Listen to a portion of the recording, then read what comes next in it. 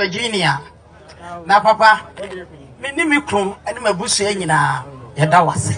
Adekonti a me se me da papa ase. Se me se ye ka pie nwie. Last year, me kru yare.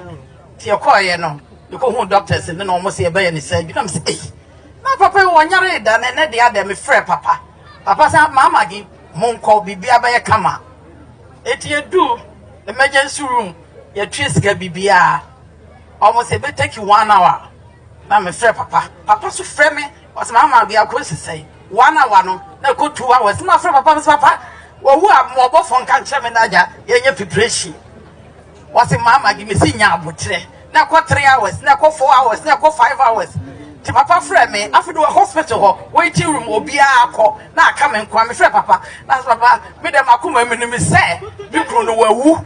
Enti wo de akata was me sinya abotre. 6 hours and a doctor the buy and I say you are so lucky. Now I say what? I say you are lucky because your husband deserves to die.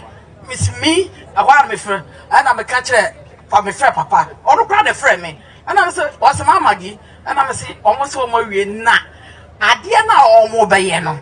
Almost to me on my area after don't be we are almost I could be before from. Now it's so strange, you know. And almost yeah no. After papa say, Mama gi, mo beda na dwi na de chia mo beko. After de metwa pe say urade, me so obofo panyini be da wase. Na me ba ha say no. Me ba last 2 years abekoye no. Any challenges dey bebre. Na me frɛ papa na papa frɛ me na me say me hu de me nya me ho.